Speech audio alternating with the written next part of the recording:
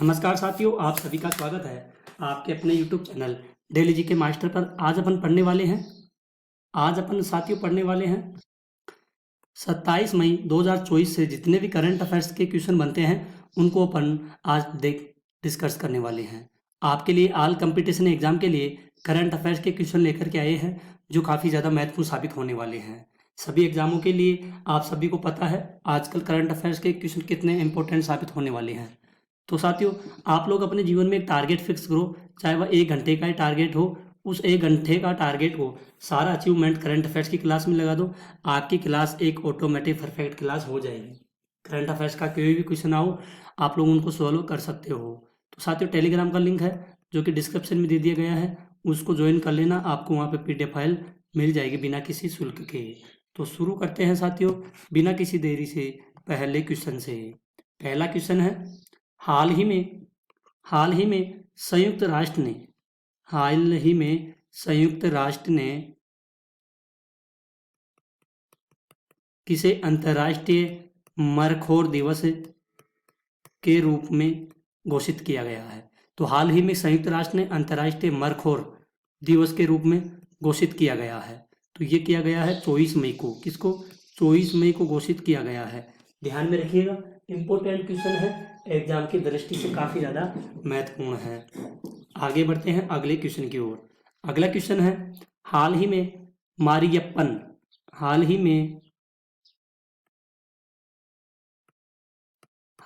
मारियप्पन थंगावेलु ने विश्व para athlete champion में कौन सा पदक जीता है? तो इन्होंने स्वर्ण पदक जीता है।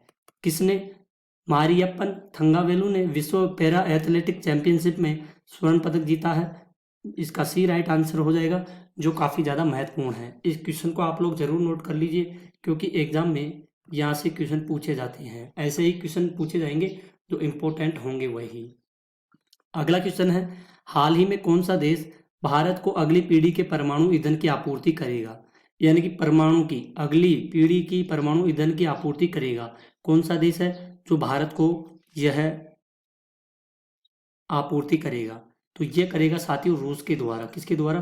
रूस देश ने भारत को आने वाली अगली पीढ़ी के लिए परमाणु ईंधन वाले साधन आपूर्ति करेगा। ध्यान में रखिएगा, इंपॉर्टेंट क्वेश्चन है एग्जाम की दृष्टि से। इसका सी राइट आंसर हो जाएगा।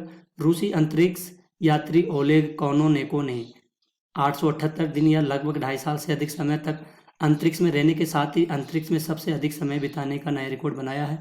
रूस ने 2024 ब्रिक्स की अध्यक्षता संभाली है।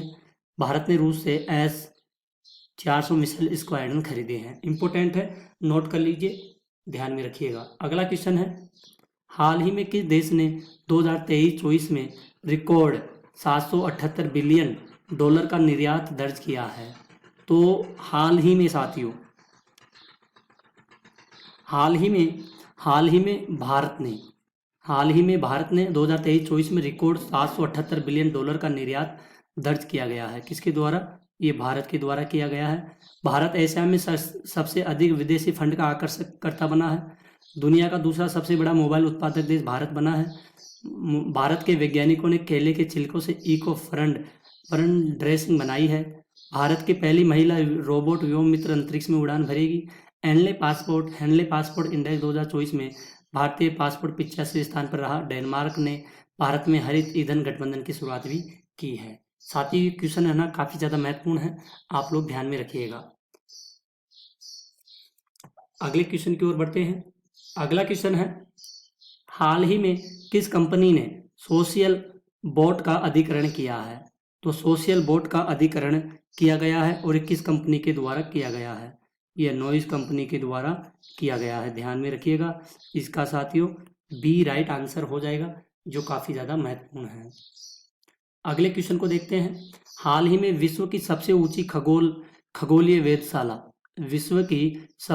खगोलीय वेधशाला का उद्घाटन कहाँ पर किया गया है? तो साथियों हाल ही में जापान में किया गया है। कहाँ पर किया गया है? जापान में विश्व की सबसे खगोलीय वेधशाला का उद्घाटन किया गया है। जापान में 1000 वर्षों पुराना सोमिनसाई महोत्सव समाप्त हुआ। जापान दुनिया का पहला लकड़ी का उपग्रह लॉन्च करेगा। जापान को समुद्र के अंदर ज्वालामुखी विस्फोट के बाद नया द्वीप मिला है। इसरो जापान की स्पेस एजेंसी की मदद से अगला चांद मिशन पूरा करेगा।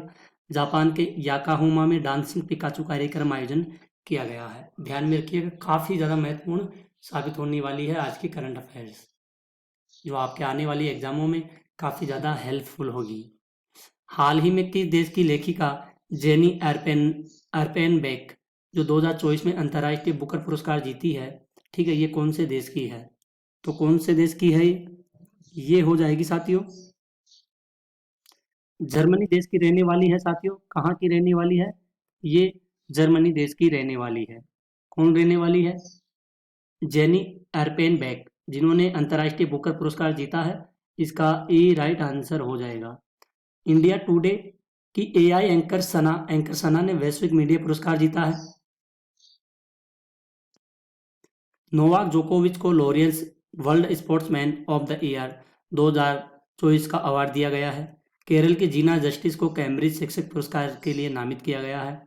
अगला है, बांग्लादेश की गायिका रेजवाना चौधरी बानिया को पद्मश्री पुरस्कार मिला है।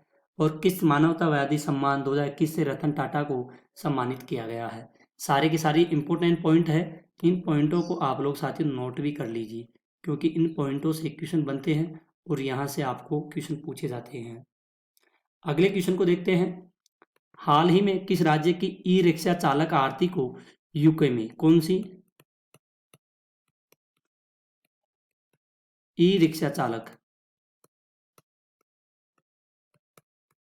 आरती को यूके के महिला सशक्तिकरण पुरस्कार से सम्मानित किया गया है? तो महिला सशक्तिकरण से पुरस्कार से इसको सम्मानित किया गया है। तो साथियों ये सम्मानित किया गया है। कहाँ की रहने वाली है ये भारत की रहने वाली है और उत्तर प्रदेश राज्य की रहने वाली है। ध्यान में रखिएगा, इसका सी राइट आंसर हो जाएगा साथियों, जो काफ़ी ज़्यादा महत्वपूर्ण है। अगला क्वेश्चन है, हाल ही में किस कंपनी की सीईओ सुसान वोसस्की ने 9 वर्षों बाद सीईओ का पद छोड़ा है? तो सीईओ का पद छोड़ा है और कौन से जॉब से छोड़ा है, कौन सी कंपनी से इन्होंने अपना 9 वर्षों के बाद सीईओ का पद छोड़ा है? तो ये छोड़ा है यूट्यूब के लिए।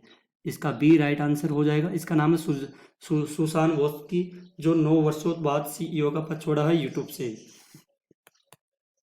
काफ़ी ज़्यादा इम्पोर्टेंट क्वेश्चन है, ध्यान में रखिएगा साथियों। अगला क्वेश्चन है, हाल ही में 10वां विश्व जल कौन सा 10वां विश्व जल मंच आधिकारिक तौर पर कहाँ शुरू हुआ है? तो आधिकारिक तौर पर कहाँ पर शुरू हुआ है 10वां विश्व जल मंच? ये साथियों शुरू हुआ है बाली में शुरू हुआ है। कहाँ पर हुआ है? ये बाली में शुरू हुआ है। इसका ए राइट आंसर हो जाएगा। इंपॉर्टेंट क्वेश्चन है, ध्यान में जरूर रखिएगा।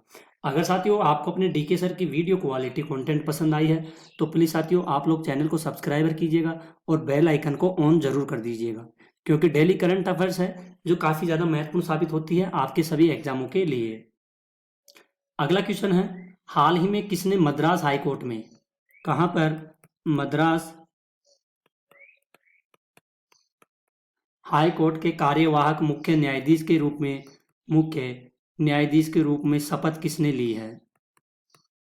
तो मुख्य न्यायाधीश के रूप में शपथ किसके द्वारा ली गई है?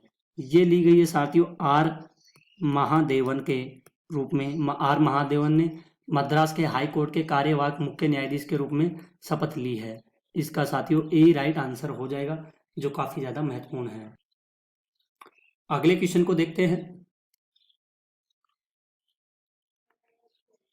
हाल ही में किसने आईपीएल से संन्यास की घोषणा की है? तो आईपीएल से संन्यास की घोषणा की है कौन सा खिलाड़ी है भारतीय जिन्होंने आईपीएल से संन्यास की घोषणा कर दी गई है? तो ये है दिनेश कार्तिक, जो अपने भारतीय खिलाड़ी है, इन्होंने आईपीएल से संन्यास की घोषणा कर दी गई है। इसका बी राइट आंसर हो जाएगा। अगला क्वेश्चन है, हाल ही में किस राज्य सरकार ने सरकारी अनुबंध नौकरियों में महिलाओं के लिए 33% आरक्षण अनिवार्य किया गया है। तो 33% आरक्षण महिलाओं के लिए आरक्षण अनिवार्य कर दिया गया है। तो ये किया गया है साथियों कर्नाटक सरकार के द्वारा। किसके द्वारा? कर्नाटक सरकार के द्वारा यह अनिवार्य कर दिया गया है। आइए पॉइंटों को देखते हैं। सुतूर यात्रा महोत्सव 2024 कर्नाटक के मैसूर में हुआ है। भारत ने स्वदेशी high speed flying wing UAV का सफल परीक्षण कर्नाटक में किया गया है। रक्षा रमैया को कर्नाटक की टेबल टेनिस एसोसिएशन का अध्यक्ष चुना गया है। नम्मा कम्माला प्रतियोगिता आयोजन बेंगलुरु में किया गया है। महिला नेतृत्व वाले स्टार्टअप की संख्या में बेंगलुरु शीर्ष पर हैं। ये सारे के सारे इंपॉर्टेंट है, आप लोग इनको ध्यान में जरूर रखिएगा।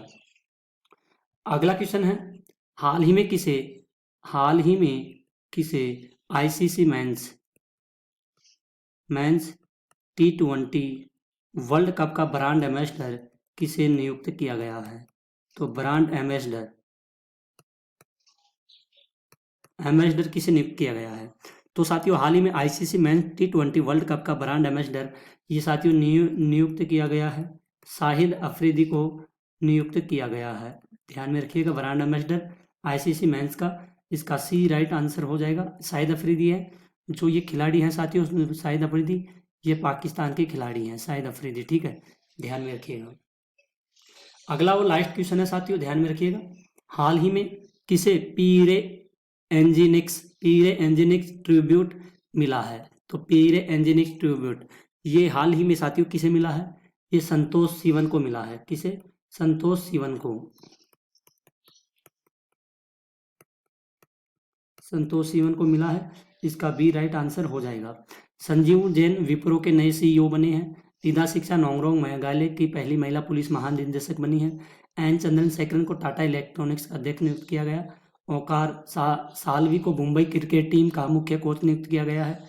कृष्णा स्वामीनाथन को भारतीय नौसेना का वाइस चीफ बनाया गया है। मौसमी चक्रवर्ती ने आकाशवाणी समाचार के महानिदेशक का पदभार ग्रहण किया गया है। तो साथियों आज की क्लास यहीं पर खत्म होती है। आई होप अगर आपको अपने डीके सर की वीडियो क्वालिटी कंटेंट पसंद आई है तो प्लीज़ साथियों आप लोग चैनल को सब्सक्राइब जरूर कीजिएगा। प्लीज़ साथियों मैं आपसे निवेदन करता हूँ, आप लोगों की सपोर्ट की वजह से हमने अपना यूट्यूब चैनल बनाया है ताकि आप लोगों के लिए डेली करंट की क्लासेस लेकर के आते रहें और हम भी आगे बढ़ते रहें और आप भी आगे बढ़ते हैं। हम ईश्वर से यही आशा करते हैं आप लोगों को एक गवर्नमेंट जॉब मिल जाए, बस भगवान से यही दुआ है। साथियों हम अच्छी मेहनत करते हैं और आप भी अपनी मेहनत कीजिए तैयारी करने में। तो साथियों आज के लिए इतना ही, मिलते हैं एक और अगली न्यू क्लास में। तब तक के लिए धन्यवाद। जय हिंद, जय भारत।